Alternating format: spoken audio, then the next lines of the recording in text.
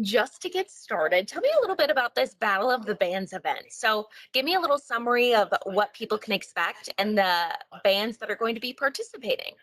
Sure.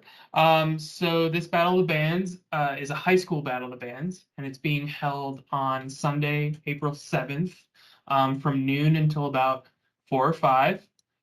We have 8 bands in total participating. Let's see, we have Lunar Excursion Module, Quadrant 44, Distorted, Fever Dream, Jellyfish Pedestrian, Judy Gloom, Fantasy and Fortune, and the Framps.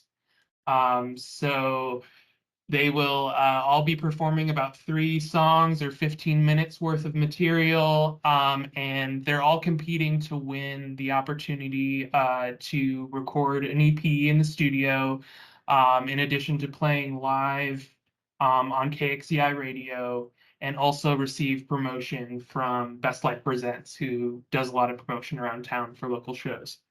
This is your second year or the second annual year of doing this Battle of the Bands. Kind of, how did this get started? Did you just think, or did all the organizations think it would be a great way to kind of give back to younger folks in our community who have this dream, or what's the purpose? So, when I was growing up here in Tucson, there was a similar Battle of the Bands event that was hosted by the Arizona Daily Star, and it happened at Rialto Theater for years and years and years, throughout the early 2000s and late 90s. And it was a great event. I remember seeing a lot of my friends perform, and I know a lot of folks in the community that now, work for a lot of these institutions that are supporting the event. They went to this event too.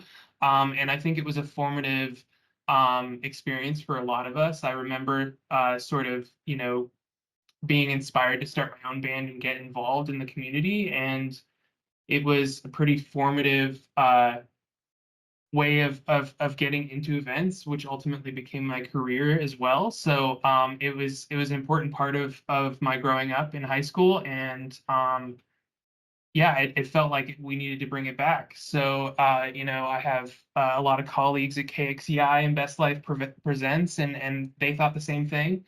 And then luckily we were able to get Arizona Daily Star to participate in it as well. So it was sort of like bringing the band back together in that respect. And yeah, that's sort of how it got started. So Awesome.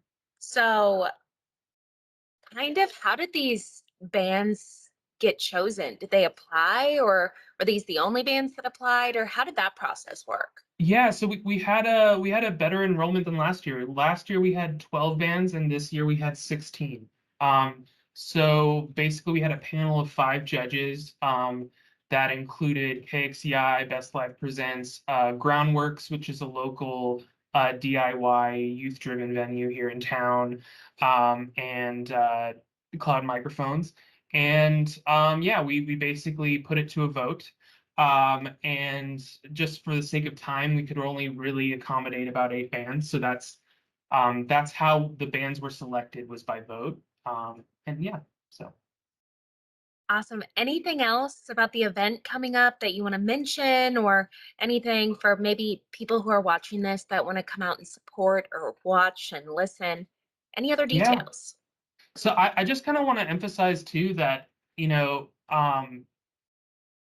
yeah, like I think it's a great opportunity not just for the bands, but for their friends and parents.